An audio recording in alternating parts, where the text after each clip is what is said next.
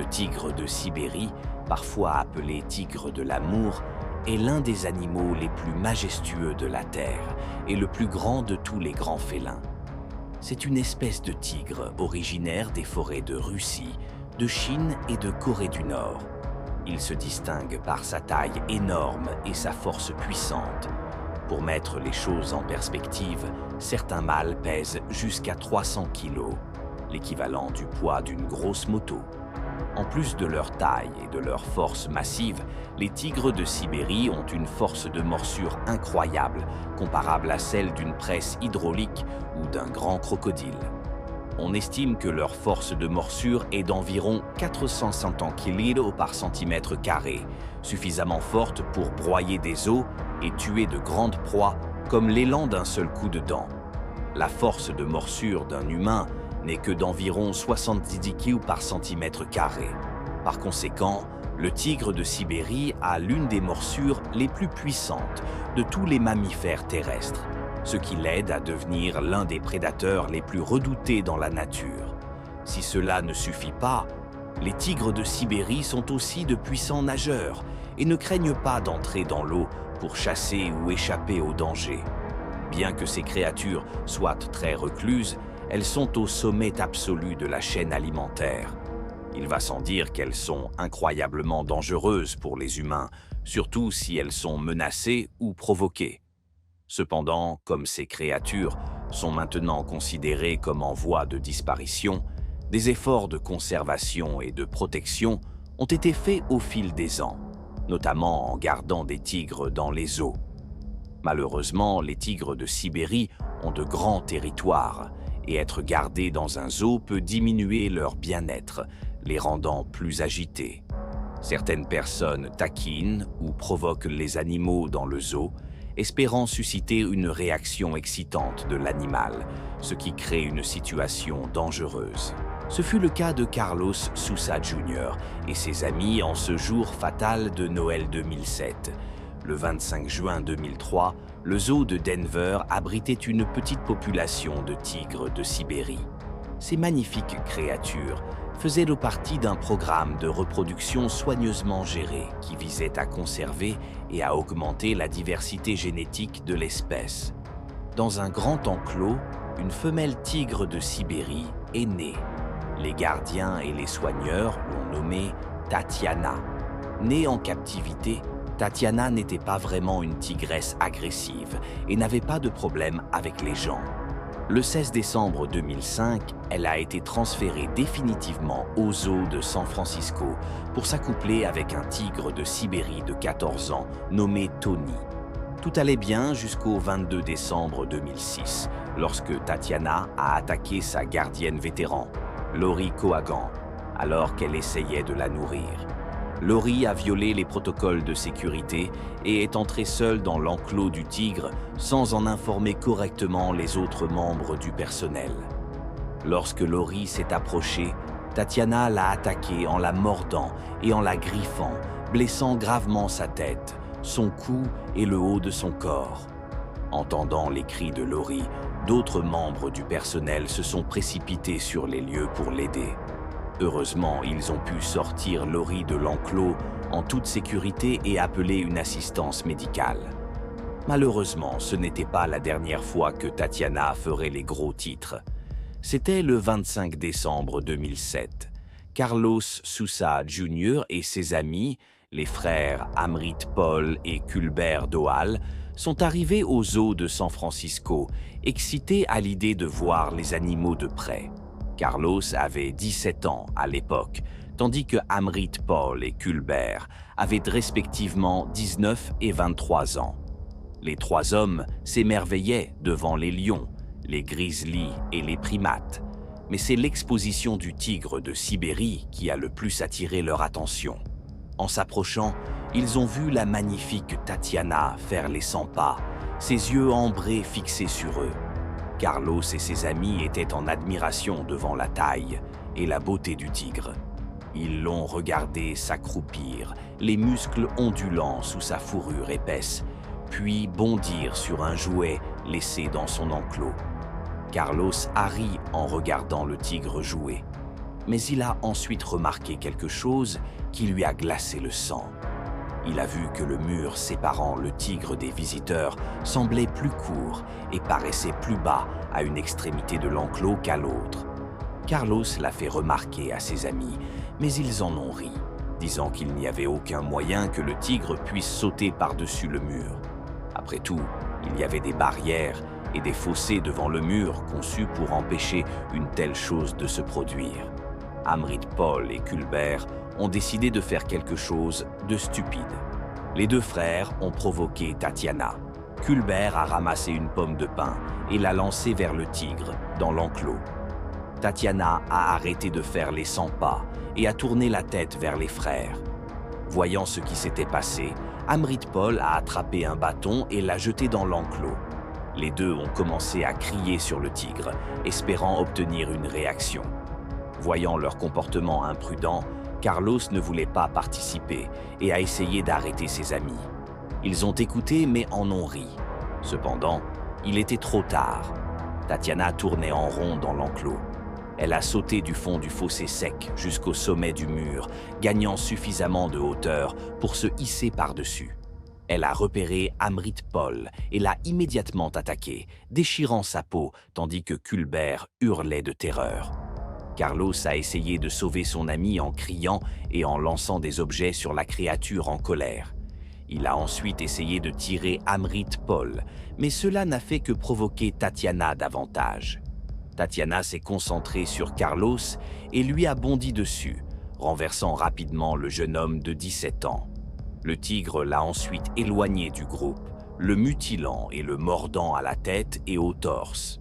Pendant ce temps, Amrit Paul et Culbert ont couru pour sauver leur vie vers le café du zoo, situé à 275 mètres de là. Cependant, comme c'était l'heure de la fermeture, le café était verrouillé. Bien que les deux frères aient crié pour sauver leur vie, les employés du café n'y ont pas prêté beaucoup d'attention, soupçonnant que la personne qui criait était atteinte de troubles mentaux et qu'il n'y avait pas réellement d'attaque d'animal. Finalement, Tatiana est arrivée dans les environs et a commencé à attaquer Culbert. L'employé du café a finalement appelé le 911, incitant les services d'urgence et les autorités armées à intervenir. 4 policiers ont été dépêchés sur les lieux et tout le zoo a été verrouillé pour empêcher Tatiana de s'échapper. Ce que les officiers ont vu, cependant, était une vision macabre. Tatiana mordait Culbert tandis qu'Amrit Paul était au sol, saignant et criant à l'aide. Les officiers ont pointé leurs armes sur la créature, mais ont hésité de peur de toucher Culbert. L'un des officiers a créé une diversion, forçant Tatiana à se concentrer sur eux. Alors que Tatiana tournait avec colère son attention vers le bruit, les officiers lui ont tiré dans le front, tuant efficacement la magnifique bête. Lorsque les ambulanciers ont fouillé les lieux, ils ont trouvé Carlos mort près de l'enclos du tigre. Il avait un traumatisme contondant à la tête et au cou, des griffures et des morsures à la tête, au cou et à la poitrine, ainsi que des fractures du crâne et de la colonne vertébrale. Sa veine jugulaire était également sectionnée en 2. Immédiatement après l'attaque, le zoo a été fermé pendant que les autorités enquêtaient sur l'incident et évaluaient la sécurité des enclos des animaux. On a appris que les murs de l'enclos ne faisaient que 3,8 mètres de haut, contrairement à la norme de 4,9 mètres. Les victimes survivantes, Colbert et Amrit Paul, ont reçu des soins médicaux pour leurs blessures. L'attaque a également suscité une large inquiétude du public concernant la sécurité des zoos et le traitement des animaux en captivité. Certains ont critiqué le zoo pour ne pas avoir correctement sécurisé l'enclos du tigre, tandis que d'autres remettaient en question l'éthique de garder des animaux sauvages en captivité.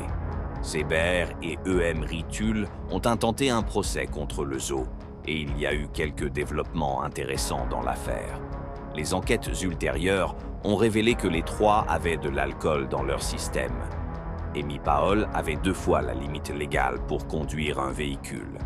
Pour Carlos et Colbert, c'était encore en dessous des limites légales.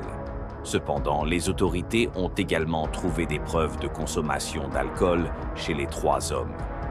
Le 25 décembre 2008, une sculpture grandeur nature de Tatiana a été dévoilée dans le jardin communautaire sur les marches de Greenwich, au 274 Greenwich. Un an plus tard, le procès entre les deux frères et le zoo a été réglé pour 9 000 $. Pendant ce temps, un procès intenté par les parents de Carlos a été réglé selon des termes non divulgués. Cette même année, Emmett Powell a été condamné à passer plus d'1 an dans une prison d'État en raison de démêlés avec la justice, notamment des violations de probation, des fuites lors d'arrestations et des excès de vitesse. De plus, après avoir intenté le procès, Emmett Powell a été immédiatement arrêté pour suspicion de vol à l'étalage. En 2012, Colbert est décédé pour des raisons non divulguées à l'âge de 24 ans. Il est très évident, d'après les archives publiques, que les deux frères provoquaient probablement Tatiana, l'amenant à semer le chaos.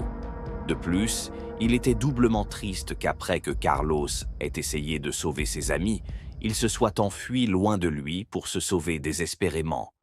En fin de compte, les conséquences de l'attaque du tigre de Sibérie ont été un sombre rappel des dangers de l'interaction avec des animaux sauvages et de l'importance de maintenir des mesures de sécurité appropriées pour prévenir d'autres tragédies. Les histoires du soir des enfants pour les mettre en garde contre les dangers de jouer trop tard et de ne pas regarder par-dessus leur épaule pour repérer les rôdeurs. Aussi majestueux que soient les lions, ils restent des prédateurs mortels et un lion en liberté annonce généralement le désastre pour tous ceux qui croisent son chemin, ses dents vous mordant tandis que vous criez de douleur avant de finalement rencontrer votre destin. Le parc national de Nagarhole est situé dans la région sud-ouest du Karnataka, en Inde. C'est une étendue sauvage de 250 miles carrés, couverte de forêts denses, de ruisseaux, de collines, de vallées et de cascades. Il abrite une faune abondante, comprenant des cerfs sambar et chital, des léopards indiens, des éléphants, des ours lipus, des gaurs et le tigre du Bengale, considéré comme l'un des plus grands félins sauvages au monde.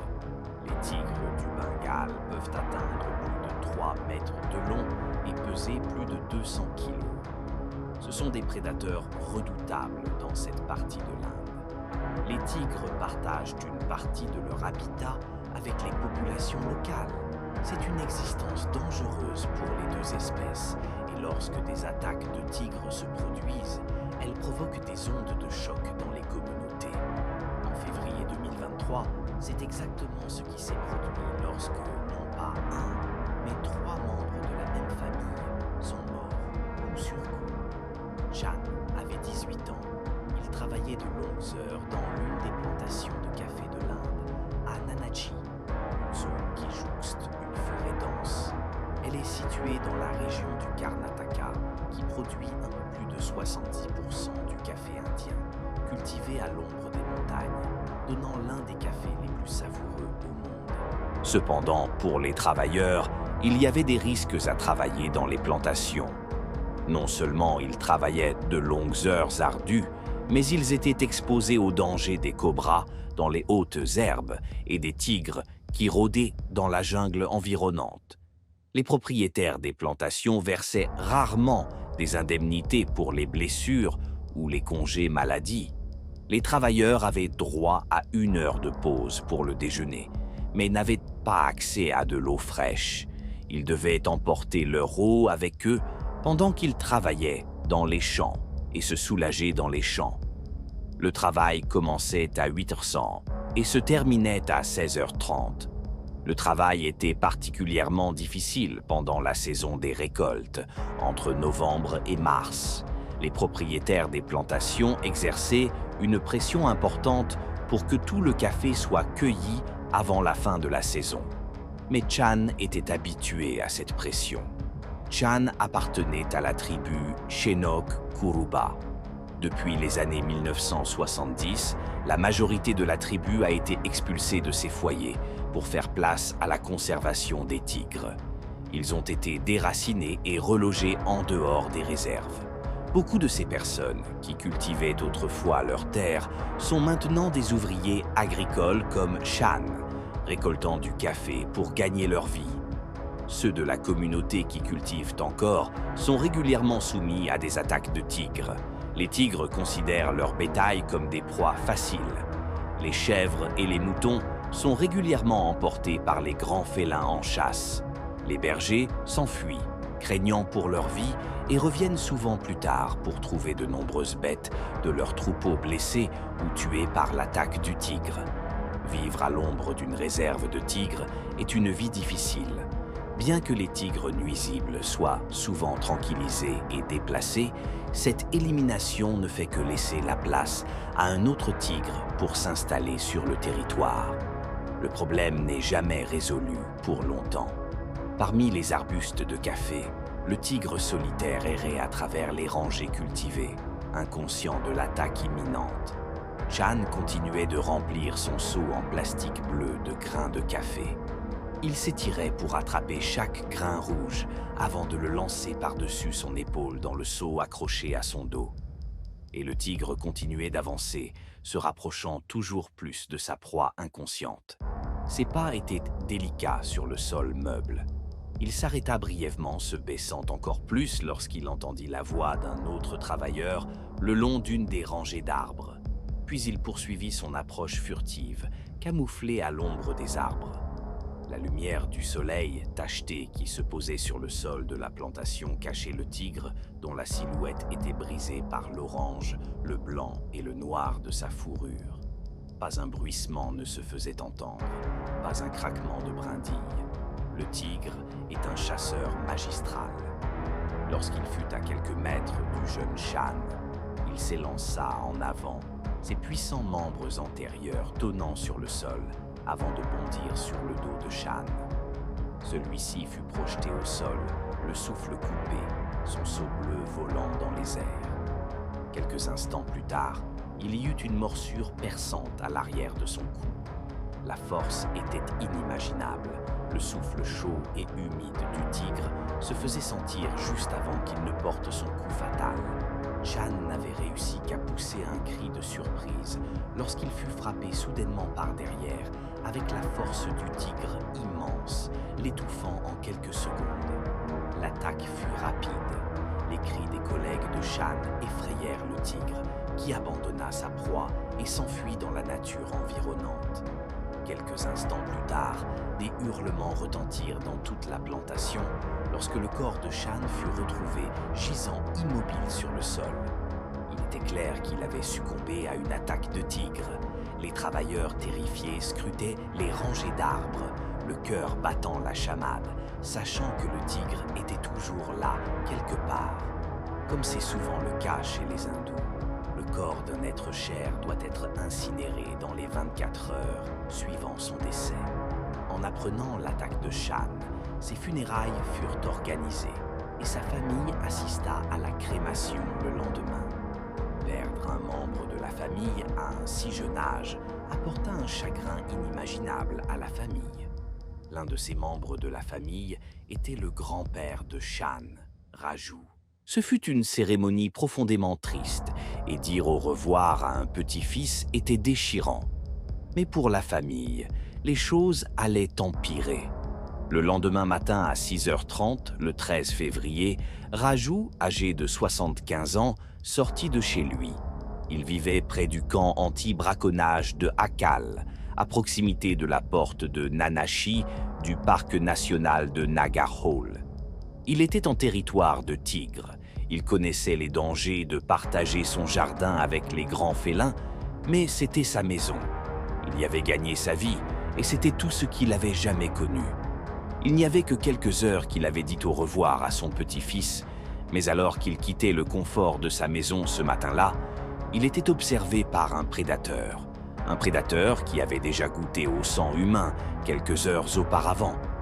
C'était le même tigre qui avait tué Shan, et maintenant, il venait pour Raju. Le tigre avait fui la plantation et le corps de Shan, mais était resté dans la région et venait maintenant de tomber sur une autre source potentielle de nourriture. Il n'était qu'à quelques mètres de la porte, dissimulé par les sous-bois. Il fixait l'homme âgé, attendant le moment opportun pour frapper. Lorsque Raju tourna le dos, le tigre décida de bondir. Il attaqua par derrière, utilisant l'effet de surprise pour abattre sa proie. Des millions d'années d'instinct concentrés dans un corps musclé et puissant. Raju laissa échapper un gémissement lorsqu'il fut terrassé par le prédateur. Ses griffes acérées s'enfoncèrent dans sa chair, tandis qu'il s'accrochait à lui avec ses puissantes pattes. Il essaya de se débattre, mais fut cloué face contre terre. Le tigre avait encore frappé et Raju était mort en quelques secondes. Son corps fut retrouvé plus tard dans la matinée par sa famille. Qu'un tigre frappe la même famille 2 fois en 12 heures était incompréhensible. Lorsque la nouvelle de la mort de Raju se répandit, ce fut trop pour Gyama, 56 ans. Elle fut le 3e membre de la famille à perdre la vie, mais cette fois-ci, ce ne fut pas sous les mâchoires du tigre. Ce fut de choc et de chagrin. Rien ne pouvait ramener ces 3 personnes, mais beaucoup pensent que les choses auraient pu se passer différemment. Le département des forêts, responsable de l'entretien de la réserve, a été fortement critiqué par les habitants pour ne pas avoir immédiatement recherché le tigre après l'attaque de Shan. S'ils s'en étaient occupés à ce moment-là, ils auraient pu sauver une, voire 2 vies supplémentaires. Pour leur défense, ils ont affirmé que la lumière baissait et qu'ils prévoyaient d'envoyer une équipe de recherche le lendemain. Mais c'était trop tard pour RSH. 25 pièges photographiques ont été installés pour localiser le tigre. 5 éléphants ont été utilisés pour le rechercher et plus de 150 agents de terrain ont ratissé les broussailles épaisses à la recherche du prédateur. Une caméra a révélé un tigre se prélassant dans un grand tube en béton, se roulant sur le dos avec ses pattes en l'air, inconscient de la chasse qui se poursuivait à l'extérieur. Le lendemain de l'attaque contre Raju, alors que la recherche battait son plein, l'agent forestier adjoint Ronjan a repéré ce qu'il pensait être le coupable, rôdant dans la plantation de café où Chan avait perdu la vie, une tigresse âgée d'environ 12 ans qui avait été vue attaquant du bétail dans les fermes voisines. Généralement, les tigres dans la nature vivent de 10 à 15 ans. À l'approche de la fin de leur vie, ils ralentissent et perdent leur capacité à chasser. Le bétail est beaucoup plus facile à chasser pour les tigres.